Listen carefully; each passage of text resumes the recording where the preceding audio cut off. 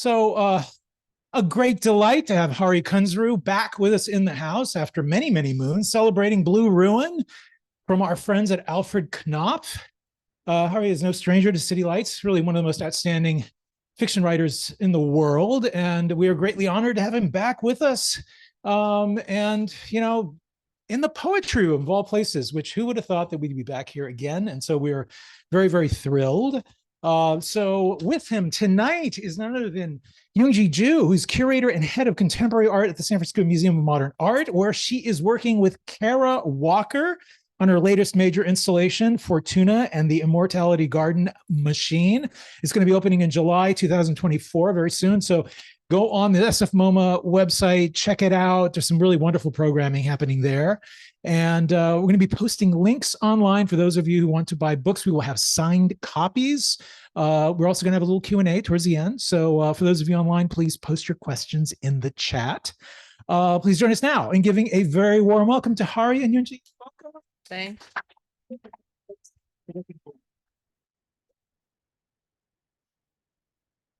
Hello. Well, this is quite loud. Okay, we'll get a bit that close. Quite close. Hello.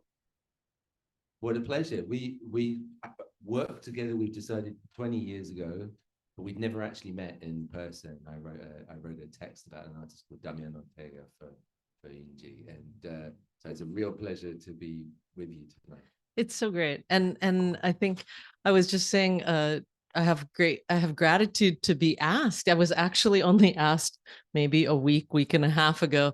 And I was like, oh no, there's no way I could do that. But I was like, I have to do it because you did a big favor for us when your novel Transmission had come out. You were like in the middle of a very busy time and you wrote the most beautiful text called Redacted. And it's so funny because I was thinking today, like, it's actually also part of the conspiracy theories of past, because it was thinking about surveillance, and I would say in a lighter form, but related to how you would come to think about these ideas or express these ideas, maybe in this trilogy. I mean, for people who don't know Damian's practice, he's done a lot of he has a kind of lexicon. He's a Mexican artist and has kind of a lexicon of, I guess, kind of archetypally Mexican materials. And one of those materials is the VW Beetle, which was for many years produced was it actually in Mexico City? But yeah. And he kind of, he's done various pieces where he's taken them apart and then displayed a kind of exploded version of the car. And he was into burying it as well at the time. And I would just start imagining, if you had no conception of what this person was doing and why he was doing this particular stuff, what would you think? So I imagine somebody who was kind of keeping him under surveillance for some nameless 3-letter agency, and then produced a kind of facsimile document with a lot of sort of blacked out redactions about what they thought that they had discovered from this situation. So it was a fun thing to write, and it was the sort of thing I wouldn't have been able to do otherwise. And it was so thanks for that. Yeah, thank you. So it's really an honor to be here with you today. I had to read your book very, very quickly because I was asked to do this so last minute, but I was happy to do that because it forced me to really get inside of your universe. And I was just telling you before this talk that it's so interesting as somebody living inside of the art world that I participate in, that I am very critical of as well, to see something that you recognize. There's something really, I would say, accurate and identifiable in the depiction of these artists, these young artists, and the way they position themselves, the way they occupy really rigid positions. They're just like completely sure of a position, even if they're so insecure about themselves. But they have this this kind of ethical, moral,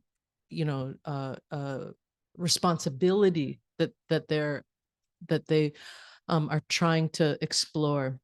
And I think you capture that in such an interesting way in this book, even if it can be performative on their part, like even if we could see through it or poke our finger right through it at some times. And I think specifically in Blue Ruin, you're looking at maybe YBA, maybe YBA plus generation, and that was a unique moment. So I was kind of wondering, what is your what is your entry point to that group of artists? So yeah, I mean the novel has a kind of present day, which is during the pandemic, and there's a group of kind of fancy art people who are holed up in an enormous estate in the Hudson Valley, quarantining, and into this situation comes a guy who's delivering the groceries. He's living out of his car, and he's been sick. He's in a very kind of precarious and marginal position, and he comes to the door with the first sort of bags of groceries, and realizes that the person that's standing at the front door is his ex from 25 years ago, and it's a sort of deeply humiliating moment. She ghosted him with his best friend, and so the arrival of this sort of this ghostly figure from the past kind of makes this group of people who are a painter, a gallerist, younger trophy girlfriend, and the painter's wife, whose ambitions as a curator have been rather thwarted by needing to run his extremely complicated studio practice and clean up various of his sort of personal messes as well.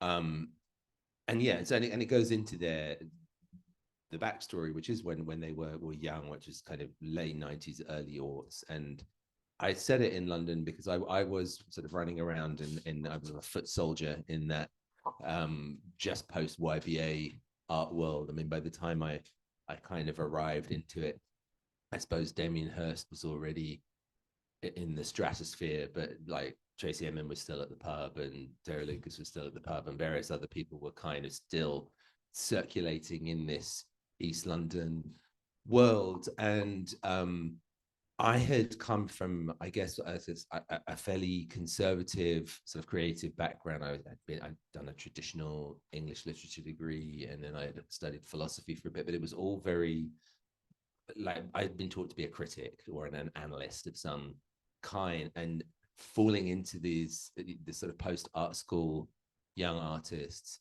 and realizing how they were able to give themselves permission to follow their desires, their interests, their sense of what was worth pursuing was very kind of important creatively for me. So the book has been fun to write, partly because I got to go back into that and revisit a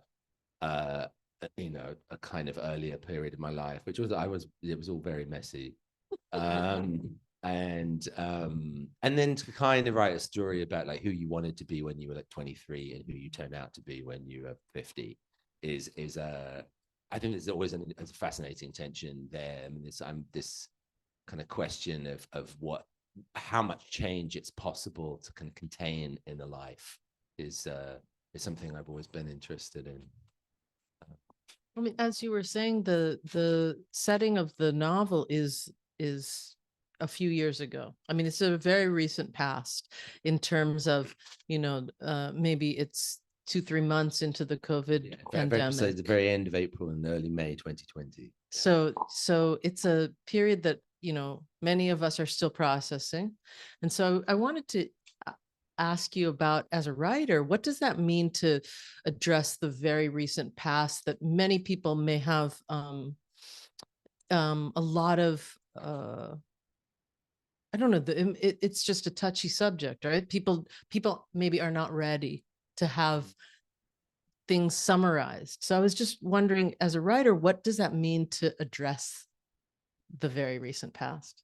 I mean, I think, the novel is a slow medium. It takes time to make, and it takes time to read, and it comes, and there's been, I finished this well over a year ago, and so the whole process of it goes against it has its own kind of temporality, and that which makes it different from news and different from a kind of thing that's in an immediate response to the now. But there is something about it. It's also a kind of filter, certainly as I write, because I'm in a project for kind of 2-3 years. Everything that kind of happens to me during that time somehow finds its way tonally, if not actually kind of thematically, into a book. And so dealing with that, the whole issue of the pandemic and memory is really, really interesting, because of the way that we've come out of the worst of the pandemic, and there's been a kind of almost sort of conspiracy to memory hole what we all did back there, because people are so desperate to move forward, to kind of be after that, even we've stopped counting infections, we behave in different ways. But I kept a diary. Like everybody, I was kind of stuck inside spinning, and I realized at the time that each week, each day, virtually a new version of reality was superimposing itself on the previous one, and we were forgetting what we believed, how we were behaving, what we thought. So I kept a diary. So I was able to kind of remember, like, there was the period when people were kind of home brewing hand sanitizer, and the period when we were bleaching packages, and the period when there weren't any masks to be had, and people were having to kind of there's a lot of home sewing and that kind of thing going on. And to be able to kind of locate this story very sort of precisely in a moment, because I also wanted it to have a kind of background of what was going on in New York at the time, which also involved the protests and a kind of quite intense police response. That's all sort of off stage, and these super people are in their unworldly bubble. This is the sort of secret model for the book is something like Midsummer Night's Dream, where the city is the real, and you go out of the city into the enchanted forest, and things can happen, and encounters can take place, and you might turn into a donkey, or marry the fairy queen. And the idea of, I remember I was in New York for the pandemic, but I did make a couple of visits to some friends who had borrowed some incredible place like this, and the ability to disconnect yourself from the world and from the kind of enforced mutuality of what was going on, was very queasy. It felt like an incredible luxury. There I was, walking around in a beautiful open space, still wearing my mask. But being, knowing what was going on in the city was very odd. There's the protagonist, the main character is Jason is his name. And he is a conceptual artist. And as you said, when he arrives, he has COVID. He has long COVID, let's say. And so he may or may not be contagious. But when he meets his ex-lover, he recognizes her behind her mask. He recognizes the way. Maybe I should read the beginning, and that would be beautiful. That will set the tone. So it starts off with an unlikely coincidence, and so it has this kind of I suppose this sort of self-conscious narrative quality to it, this book. So the very beginning, so that you don't need any context at all. Even with the mask on, I recognized her at once. She was standing on the porch of the house at the end of the drive, her weight on one foot, the other leg relaxed, her left hand gripping her right wrist so the fingers and thumb made a cuff. A distinctive gesture that I'd sometimes teased her about, telling her she looked as if she were handing herself in to the authorities. Her hair was still long, pushed up into a messy bun. She wore flip-flops and cut-offs, a faded band t-shirt, a clear visor, and a pair of blue surgical gloves. Her arms and legs were smooth and tan. The house itself wasn't ostentatious, at least compared to some of the mansions visible from the road, but that very modesty was a sign of almost unimaginable luxury. From the gate, I'd driven almost a mile through woodland, along a driveway that led up a hill overlooking the glittering water of a lake. The scale of the property was completely unexpected, a world in miniature that seemed to extend away to the horizon in every direction. In the center stood not a robber baron's castle or one of the hedge fund follies that littered that part of New York State, but a two-story craftsman cottage with sharp gables, clad in black and cedar shakes. Trained over the door, a blue wisteria. Beneath it, Alice. I hadn't seen Alice in 20 years. There'd been no letter, no goodbye. One day we were together, living in her aunt's airless London flat.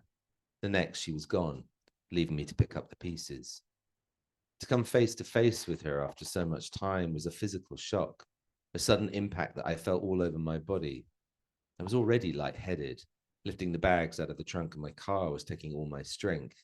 And when I realized who she was, I had to stop and steady myself. 20 brown paper sacks were filled with groceries, each one printed with a code word so I would know which order it belonged to. The code words, randomly generated from a dictionary, were one of the few interesting aspects of the job. I always paid attention to them, sometimes even noted them down. Once, I might have made a work out of them. I expected Alice to go back inside. That's what most of the customers did. They didn't want to get too close. Vector was a code word one day. I couldn't really blame them. Nobody knew anything. We were ruled by fear and misinformation. I can't say it didn't get to me, all those quickly slammed doors, the nervous faces mouthing instructions through closed windows.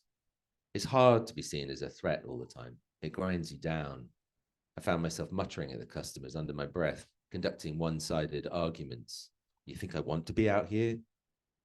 But Alice stayed. She stood on the porch, cuffing her wrist, watching me. Part of the pact I'd made with myself years previously was that whatever I was doing to stay alive, I wouldn't accept humiliation. If people viewed me in a certain way because I was cleaning a toilet or picking up trash, that was on them, not me. But it was hard to see myself through Alice's eyes, a middle-aged man in a grubby surgical mask, stooping to lift her groceries out of the trunk of a beaten-up car, limping a little as he walked up the path towards her. I dropped the first bags on the doorstep, trying not to meet her gaze. Without warning, I was being pulled back to a version of myself that I thought I'd left behind. If you'd asked me 10 minutes earlier, I'd have said that I could barely remember my time with Alice, at least not in detail, how it actually felt to be with her, the various things we did.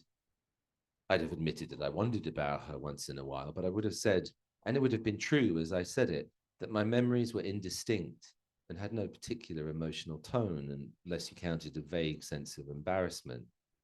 We'd been very young. Neither of us had behaved well. At the time, the breakup had felt as if it would leave a permanent scar, and maybe it had. Certainly it deformed the months afterwards, even the years. But so many things happen in a life. There are so many losses. Alice barely registered anymore. That's what I would have told you. I started back to the car, trying to absorb what was happening. This living woman who'd suddenly dropped down over my memories like a shutter. 20 years of change all at once. Her evolution from skinny chain smoker into the mistress of some kind of fairy tale kingdom. My knees were throbbing. I was short of breath. I had one, maybe two more trips to make, two more chances for her to recognize me. She'd ordered some crates of bottled water, and they felt unusually heavy as I picked them up and as I carried them to the porch. I staggered, grimacing in pain, grateful that she couldn't see my face. Jay? All I wanted was to let the moment fall away, to drive off and put Alice from my mind. There are fleeting events that touch our lives so briefly that afterwards we wonder if they even happened. Figment was a code word one day. Jay? Of course I've changed. I'm heavier than I was at 25. My beard is turning white, and my eyes are sinking into their sockets like pebbles slowly dropping down a well. For many years, I've worked manual jobs, often in the sun, and if I catch sight of myself in a mirror, on a good day, I'm reminded of a piece of driftwood, knotted, ground down by sand and water. but at least smooth and clean. It's always been important to me to keep clean. Almost the worst part of meeting Alice again was knowing that I hadn't showered for several days. I was aware of my smell, offended on her behalf, the anxious sweat of precarity, the stink of ill health and gas station food. Jay, is that you? What choice did I have? It took an effort of will to turn and face her. I felt as if my spirit were being pulled from my body with tongs, stretched out on display. See me, Alice. Nothing but a ragged membrane, a dirty scrap of ectoplasm separating nothing from nothing. Hello, Alice. And just like that, the two syllables of a name. Our friends used to run our names together, Jay and Alice, Alice and Jay. At first, I couldn't make eye contact, knowing I was going to see pity, perhaps disgust. And when I did, I felt an intensity for which I was completely unprepared. I wasn't just confronted with her as a judge of my failings, some problem from my past, but by her, another person who existed beyond me, beyond my understanding. Alice was suddenly present, fully present, then excessively present, breaking her banks, blazing forth, a torrent, a stream of stars. She said something else that I didn't catch because I was lying on the ground, gasping for breath. Gravel pressed uncomfortably into my right cheek. I could feel it against the palms of my hands. My heart hammered in my chest, and I surveyed a landscape that looked, from that angle, like the surface of Mars. So that's how it begins. And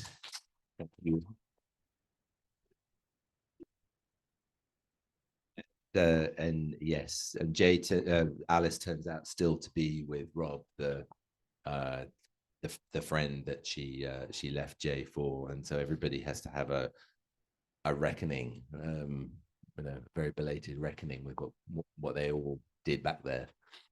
It's beautiful the way it's constructed. The novel is in two parts, and in the first part, the majority of the storytelling is actually in the past, and it has something to do, I mean, as you've constructed the story, with the fact that he is kind of coming in and out of consciousness at different times, because this kind of long COVID, the effects of the long COVID, put him in a dream-like state, right? So he's able to kind of go there and then wake up and see Alice is working on a computer, and then go back there.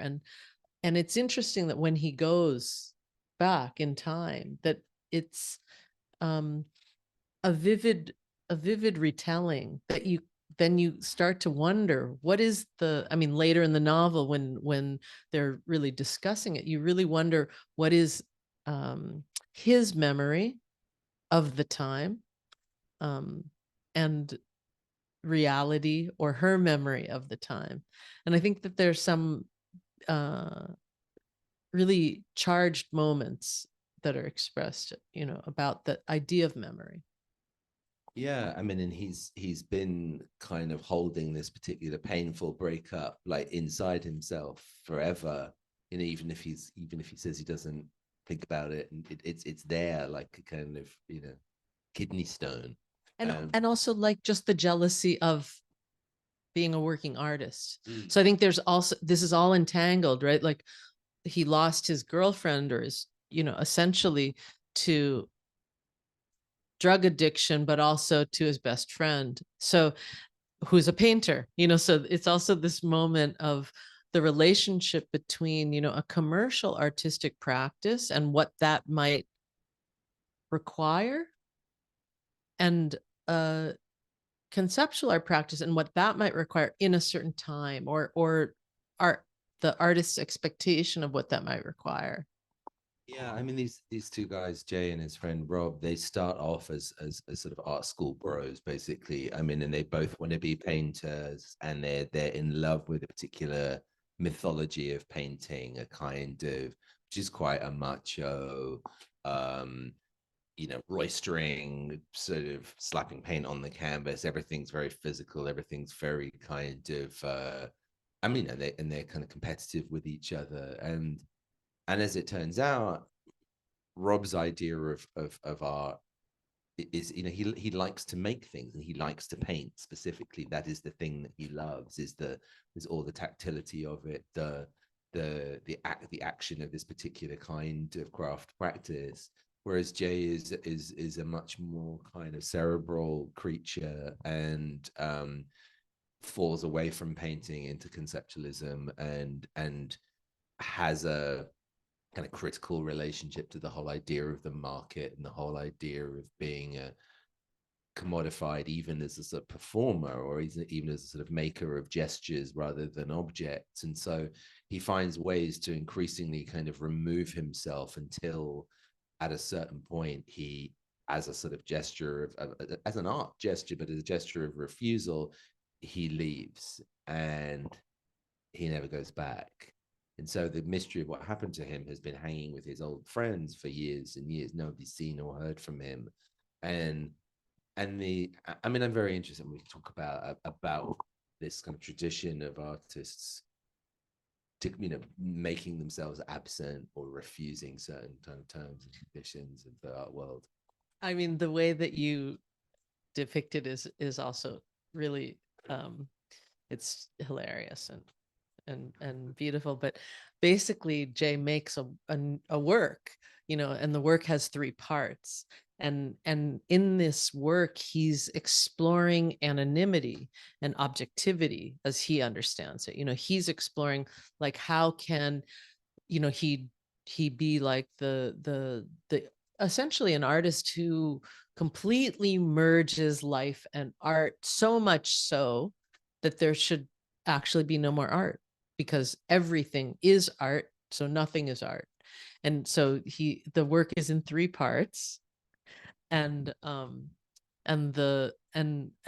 it's only as he is explaining the work to this gallerist that he meets 20 years later, as he's explaining what he's been doing for the last 20 years, that the gallerist says to him, "Oh, you've completed the work. You've now just completed the work." And he wants to fight it, but then he realizes that, in fact, part of it was, in fact, just a gesture of art.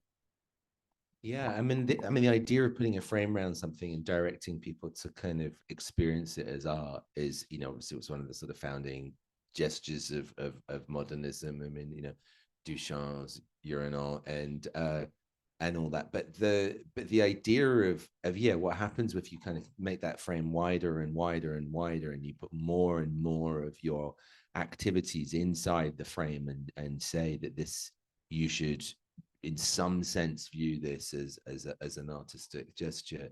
That really fascinates me, because, as you say, yeah, at the end of the day, if art and life merge, art as a category loses its specificity. Yeah, I mean, you basically write that if with no relation, these gestures, in fact, are no longer art. And I think that's the trick also, that the character himself, that Jay himself is going through, is that, like, he tried to do something that he thought was, very more, I mean, he thought was just like the most pure form. Mm-hmm. And then, in fact, he either was completely performing this pure form, or he had reached this level where, in fact, the negation of the practice was complete, and it no longer exists. And I think he kind of slowly grabs back that no, that maybe it was, in fact, just the continuation of the work. Yeah, and by kind of finding himself in this group again, he's offered a chance of sort of recuperation, because he has drifted. He's he left the art world, and he has been living in ways that have nothing to do with art making or anything like that. And so one of the things he has to decide is whether he will announce this is the end of a 20-year performance piece, and then in some way present himself for critical appreciation, and or if he's going to refuse that. And then meanwhile, his old friend, who has become a big and kind of bloated gallery painter, has a different set of problems, and it to do with making another one like the last one, like the one that sold, making, and how he's running a studio with lots of assistants and lots of kind of toys of various kinds, and it's all kind of got away with him a bit, and so a lot of money is flowing through his hands, but he's not necessarily feeling that he is at the center of his own artistic practice. And these, you know, these guys in their 20s were butting heads, and now in middle age, their separate life decisions are essentially kind of critical of each other. And in the middle of it is Alice, who had her own ambitions, who had her own, she was much more intellectual than the other two. She was the person reading the theory books, who wanted to be a curator. And as Rob's wife, she's become a kind of studio manager and fixer. And I mean, she says, you know, she cleans up his messes, and he's, you know, he's got a few Me Too problems, and you know, so she has bitterness about the fact that, I mean, both these guys very unself-consciously center themselves and their own notions of what it is to be an artist, and she was never able to do that. And so there's a sort of third term to this. Well, and then there's another term. I mean, we're talking about artists versus those in the roles of supportive artists, as well as gendered roles. But then there's also the category of race and ethnicity. And I think it's interesting that we bring it up now, like 3/4 of the way through our conversation, because that's a little bit how you bring it up in the novel, which is that there are producing effects to the cultural and racial and historical impact of how our characters appear on this scene. But it's only after we've experienced them and their personalities a little bit that it's exposed to us. And I think it's an interesting timing of, you know, to delay what otherwise is overly obvious. I mean, you know, as there's this notion that the avant-garde is white, and that racialized artists and writers invariably write about something called our identity, and that we're not, you know, that we're engaged in some sort of necessary process of self-fashioning through art, and we don't have this kind of set of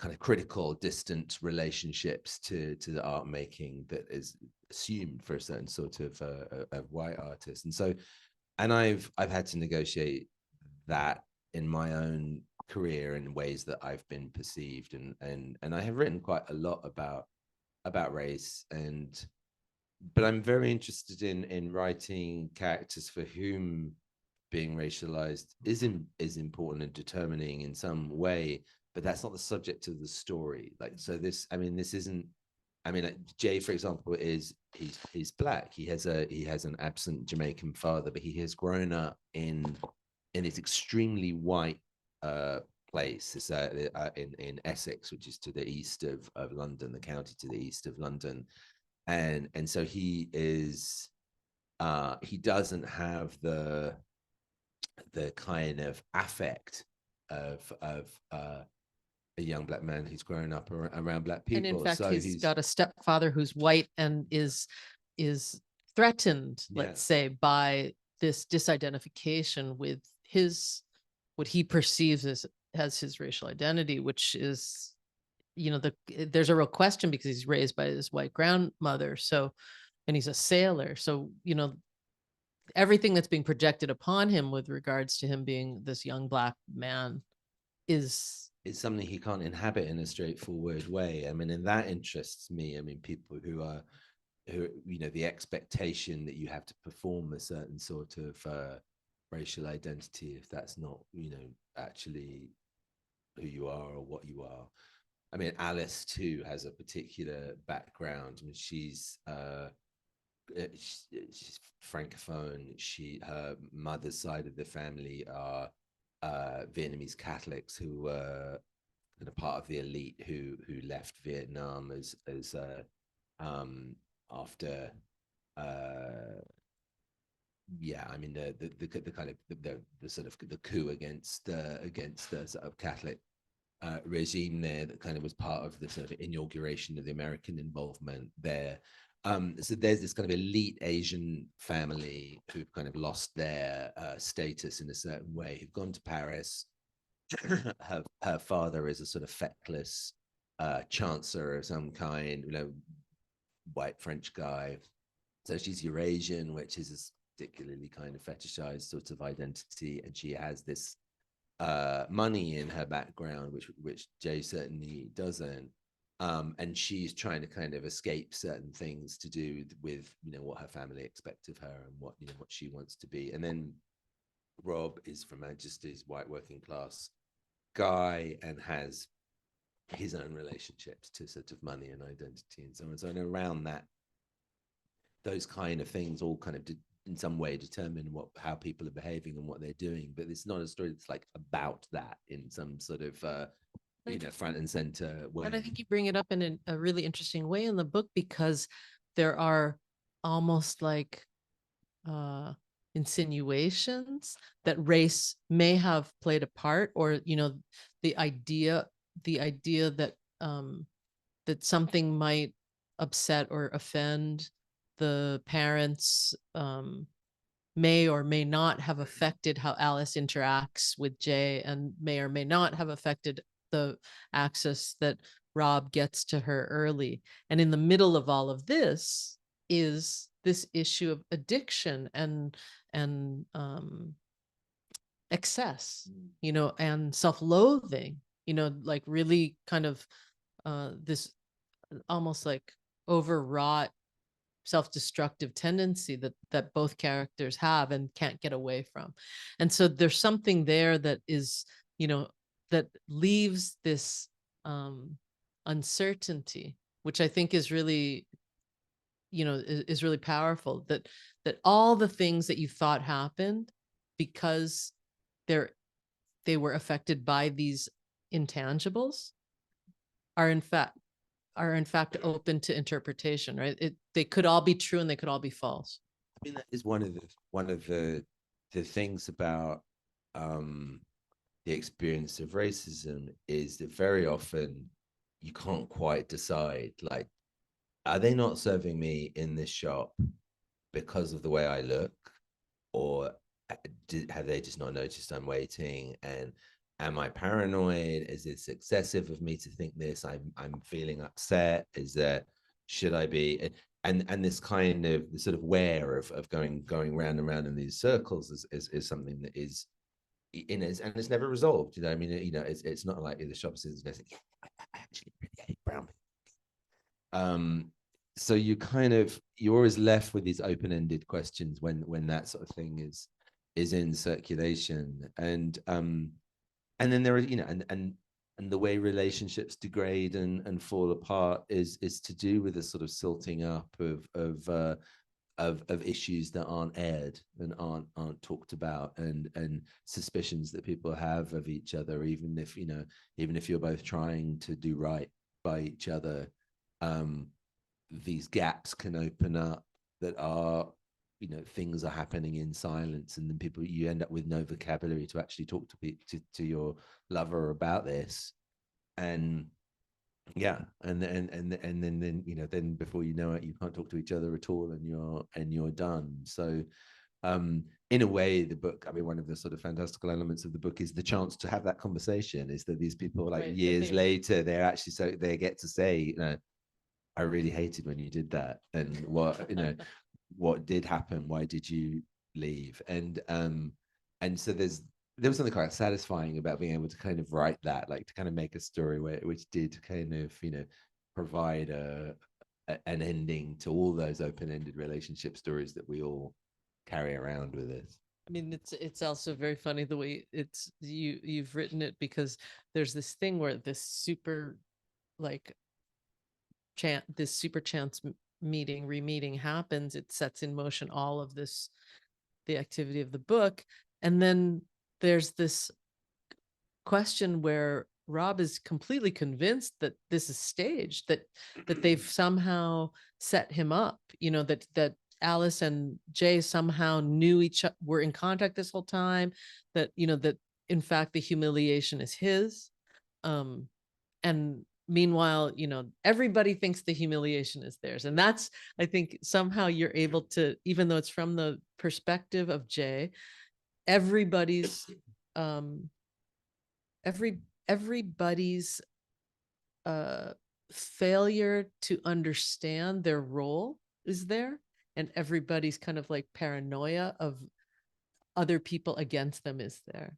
And also, I mean, these people, I mean, there are two couples up in the holed up together, and they spent too much time with each other, not seeing anybody else. And so everybody's a bit on a kind of hair trigger anyway. And it only takes this destabilizing element for everybody's stuff to kind of, you know, start blowing up.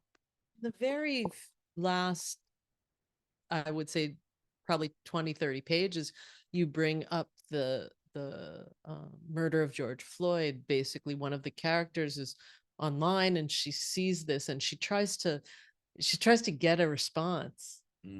I mean, that's also really interesting about this idea of people being together, being intense in their relations, and then being so detached from what's happening outside that she can't even get them to respond. Yes, I mean, we haven't talked very much about the other couple who are there, who are a gallerist called Marshall, who's a very savvy youngish dealer who has sort of revived Rob's career. And, you know, Rob is his kind of big artist, but Rob isn't kind of making the work that he owes Marshall. So part of the reason they're up there is so that Rob's supposed to be painting, and Marshall is you know, in some, he's a very Adderall-ish kind of intense character who has an encyclopedic knowledge of the art world, but whose kind of excessive tendencies have led him also to become very, very paranoid about what the pandemic means and so on. And he has his much younger trophy girlfriend who's called Nicole, who is Black from New York and has an art practice herself that nobody else pays any attention to at all. Like, I mean, she's the young artist who can't even really be seen as an artist by the people that she's with, and she has family back in the city. She's dealing with quite a lot of like real stuff back there, and she's the one who sees the video when it comes online and tries to get her friends and her partner to understand how incredibly disturbing this is to her and what it means, and they can't even really focus on it, and that detachment. I mean, this is a story where the city is off stage and all the stuff that was going on. I mean, New York in those months was a very, very extreme and intense place to be. You know, the NYPD were, you know, all night with helicopters just over Brooklyn, very loud, the windows rattling, kind of people throwing Molotovs at the local police station, and pandemic on top of that. It was very, very, you know, it felt like we were really kind of involved in the social in all sorts of different ways. And then, you know, meanwhile, the super people are in their little bubble miles and miles away from anywhere. And that interests me, like the idea of an intense situation that's completely off stage, but just this sort of touching this narrative very lightly, like kind of tapping it on the shoulder, and maybe people not paying attention to it. I think that we're probably supposed to ask questions from the audience pretty soon, but I have two more questions. One is, if you could, I'm curious about how you would contextualize this work in relation to this trilogy of works that you've produced over the last, is it 5 years? 7? And Red Pill, White Tears, and now Blue Ruin. And yeah, how they relate to each other for you. I mean, they're a trilogy in only the kind of loosest sense. I mean, you can read these books in any order, and they don't have any kind of narrative continuity with each other, but they are all circling around certain shared concerns. They all involve creative work of some kind. I mean, Blue Ruin's about art. The Red Pill has a kind of grumpy writer who is having a sort of breakdown at a residency in Berlin, and then White Tears is about music and about these two young music producers who fake a 1920s blues record. I kind of, I mean, I didn't set out to write a kind of 3 colors thing, but I realized I'd written a white book. And when I realized that the second book, the obvious title for it was Red Pill, it was like the kind of the idea that there was going to be a blue book was like, it was that kind of coming towards me. And I was kind of, oh, don't make me. And it just had to, there had to be a blue book to kind of make sense. And so this is that. So there is I suppose, in the kind of flagginess of those colors, there's a sort of state of the nation idea. There's a there is a sort of a grumble that contemporary fiction is not attempting to kind of deal with the contemporary in a sort of head-on way. And so this is my answer to that. Like, I've really tried to filter the things that have actually been going on in our culture lately into these books. And so yeah, to that extent it's a trilogy. And but there's not going to be like a green book or a purple book. The trilogy, it stays here. I wanted to ask, do you want to read it? No. That's it. Unless you've got a particular thing you want me to read to cue something out. No, I think we should ask our fine audience if they Hello, have, fine audience. Hi, fine I don't audience, have to work now. if they have some Yeah. questions. While we're waiting for the gray cells, is Guy Debord and Society of the Spectacle or only the Favre with Critique of Everyday Life come into play anywhere in your work? Their thoughts? Well, I mean, they're books that I got to at a kind of tender age, and I mean, definitely I was obsessed with situationism and around the kind of age where the young artists are, and so a lot of my early political musings were about smashing the spectacle and kind of getting out from some sort of I don't know, veil of kind of hypnosis or something like that. But yeah, lately I'd say I find them less useful than I did. But I've always liked a bit of Paris 1968. Throwing the paving stones. Cool. Anybody ready? No. Pass it over. We won't be able to hear you. What would you consider the kind of underlying thread for, like, from white to red to blue, like that unifies this as far as ideas? I don't know how unified they are, other than the fact that each of them has been a filter for a particular kind of aspect of the contemporary, I don't know, omni-crisis. The question, I mean, white tears from my as a sort of job for me, it was a way of me. I'd moved to the US. I thought I knew how the question of race pervades everything here, but I didn't know, and I felt I had to really spend time sitting with that history, and the form of a ghost story seemed like the right form, like the idea of something coming out of the past and refusing to be buried, which is how I feel that the kind of the legacy of chattel slavery really works here. And then Red Pill kind of, the Overton window, the so-called Overton window of what is acceptable discourse. And I watched certain let's say comfy liberal friends of mine have their minds totally blown by what what kind of came up the drain, into the, from the margins into the center, and then everybody was sort of stewing in their isolation in 2020, and the third book came out of that. So I wish I could kind of bullshit you into sort of saying that there was a kind of incredibly tight theme, but it's not that, no.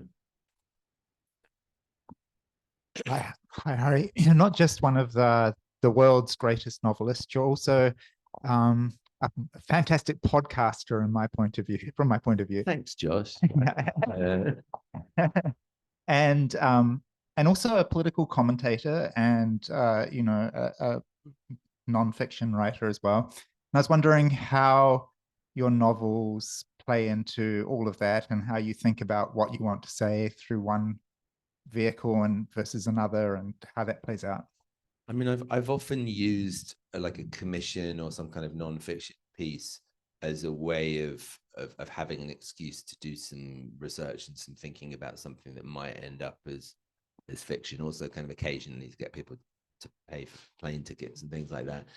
But I've realized that, I mean, a lot of what I do is just to do with kind of following my odd interests. And, you know, and if I don't know, I have at any one time there's this sort of set of specialized topics that I'm kind of collecting material about or thinking about, and I often don't know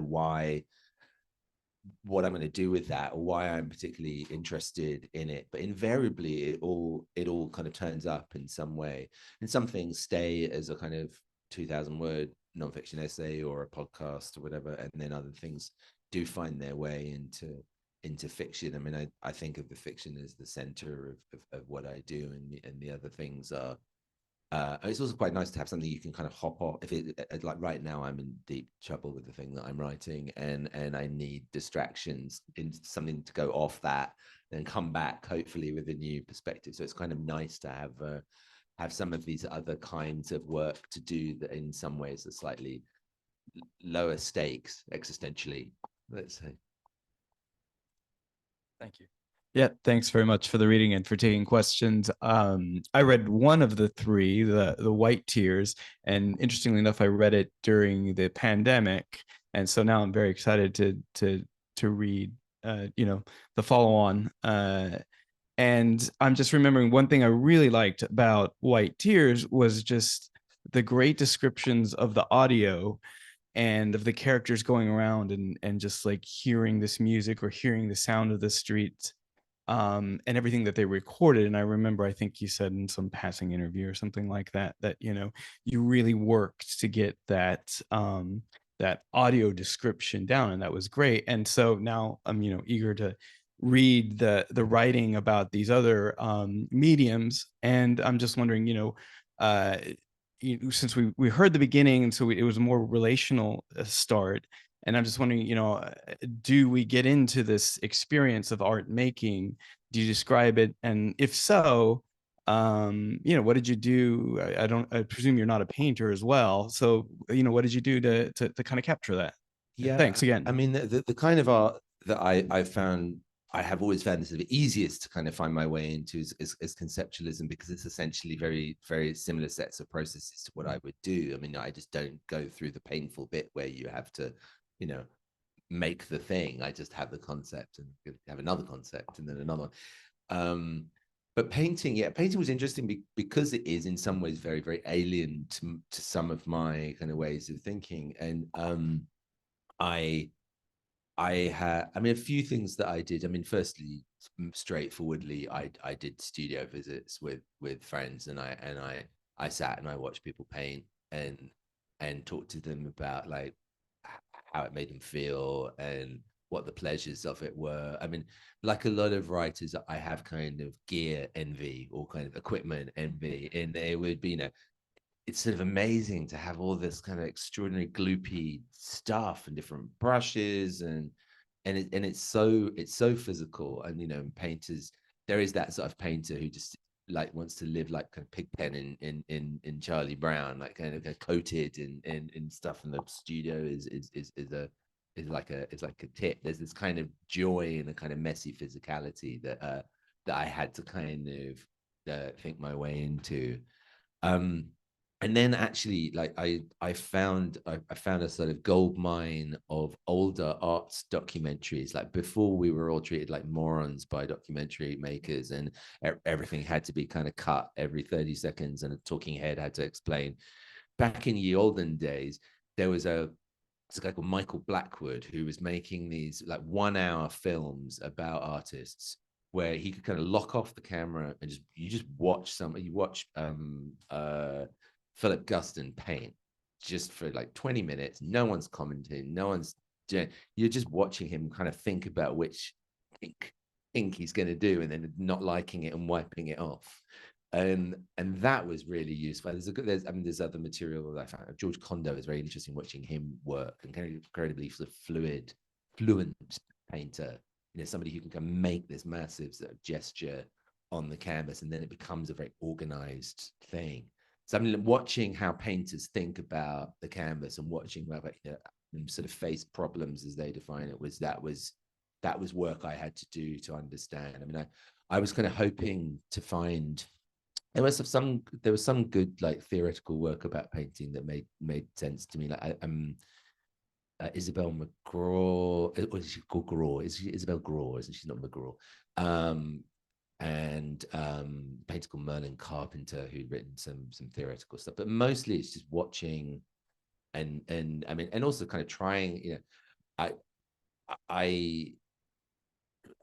remember a while back trying to kind of draw on the same piece of paper as a couple of artist friends, and the humiliation of how cramped and pissy my line was. Like, and realize, I mean, my friend Luke was kind of make a gesture on the paper, and it would be somehow from brain to hand, and I had a go at kind of teaching myself to draw, and just I never got really very far with it, but enough to understand the nature of my badness and what it might feel like to be good at that.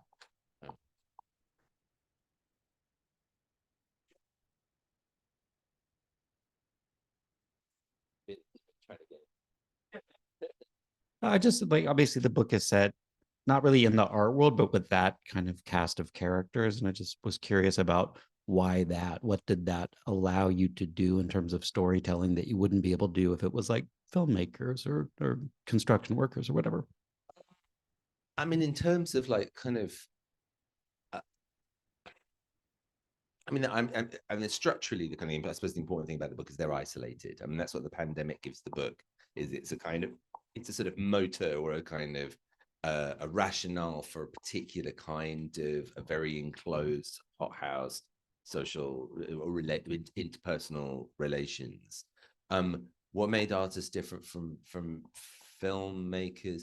The thing that has always completely fascinated me, because I mean, I'm in the business of selling like many objects at a reasonable price to again, whereas the kind of commercial relationship of a gallery artist to a collector, it can be, you just need one person to kind of get the thing, and there's a kind of dance that happens, which you will know very well. I don't know. I spent a lot of time at gallery dinners, kind of looking at artists and collectors having conversations with each other, and the one thing no one can talk about is money, and yet that's saturating the atmosphere. Like, the kind of promise of money is the reason that everybody is, having a fancy dinner in a white painted space, and that kind of mutual fascination. Like, I mean, there's one of the kind of settings in the kind of backstory of the book is a squatted gallery space in East London, which is based quite closely on the space that some friends of mine ran, called the Bart Wells. And I remember watching, they put on shows there, and a couple of people were living in this space, which is it was a sort of rotting old factory building in Hackney, and down an alley which you had to kind of step over a kind of horrible deep puddle that somebody put a sort of drawbridge over it to kind of get you into the door. And at one point somebody actually made a really nice tentacle to come out of it, which was really good, a kind of like Lovecraftian horror in the back. But anyway, so it's very grim. Like, in order to kind of get it up and running, we had to kind of scrape pigeon shit off it and just kind of make it vaguely livable. And watching people turn up in taxis, watching Charles Saatchi pick his way over this drawbridge and to see what was, whether there was something the truffles were there for his the collecting game he was playing, and the excitement of the penniless, just post art school young artist, at the fact that there's somebody there who could go, I want that one, that one, that one, that one, that one. And, suddenly you're a Saatchi artist, and you're going to be part of this conversation that was going on, and this kind of cultural fascination with British art at that moment. it was so, I mean, I had a kind of worm's eye view of all that happening, and there's questions about value and how value emerges in the art world. When you sell to the museum at a discount, you sell to the collector who has got no reputation at a massively inflated rate, but you sell to the good collector whose collection has meaning at maybe the lower rate. And why are the collectors, their competition with each other? In the music book White Tears, I became completely fascinated with the skullduggery around 78 record collecting, where they're bad people, and they'll do anything to get a record, and yet there's this kind of differential consumption amongst people who for the most part could walk into any car showroom, real estate place in the world and just get what they want. But an art collection is something that, without a certain sort of social background and a set of connections and a certain kind of work, is a way for one billionaire to differentiate themselves from another billionaire. And that's super interesting to me, like the kind of motivations that people have in terms of their own feelings about themselves as a connoisseur, as a person of taste and culture, and so on. I think we have time for one more. Thank you. Yeah, thanks for coming, and excited to get into this book. You mentioned earlier today just your fascination with this question of how much people change. And even one of the sentences you read from early on is like, of course I've changed, the middle-aged Jay reflecting on, his younger artist self. And I just wanted to ask you that question, and just thinking about Transmission, which is set here in San Francisco. And I believe you were living in San Francisco for a time, maybe. Well, I had a job at Wired magazine. So okay. I was mostly in London, but I was spending a lot of time out here. I don't think I never had a kind of front door key for anywhere. Got it. Yeah. But I guess if you could just, if that book has been on your mind at all while you've been in the city, and just thinking about that question of like reflecting on yourself as a young artist, and is that question of how much you've changed something you can kind of speak to? I mean, it's a continual preoccupation of mine, is how continuous we are or not. I mean, there are many reasons why we have to maintain the fiction that we are in some ways substantially the same as we were when we were younger. We've evolved or grown. The idea that there might be kind of breaks or kind of period jumps in our subjectivity is quite a troubling one.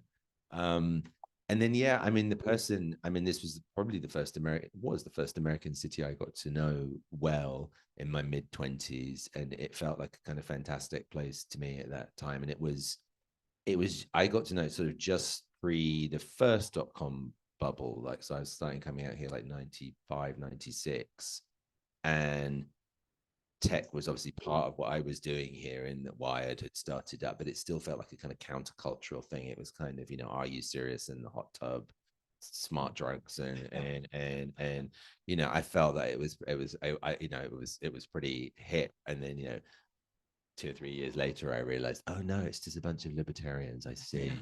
I'm working for the libertarian. And I watched it change. I come back every so often, and I feel like a bit of a sort of rude tourist right now, because I'm like, oh, it's not got a driver. It's just like, and I mean, I took a photo of a Cybertruck in LA yesterday, and the people around me were like, oh no, you're just like that. You're so, because no one has a Cybertruck in New York. No, you can't even get one of those things down the street in New York. So anyway, this place it keeps on changing. This is one of the little corners of San Francisco that just stays the same, and I love it for that. I love going next door, and I squint, it's 1956, and but the kind of techification of San Francisco, the sort of evacuation of the old mission in favor of a kind of whatever it is now, and then every day there's another thread with a slightly kind of panicky tech bro going like, oh my god, I went to the Tenderloin. The poor people are here. We must eradicate them.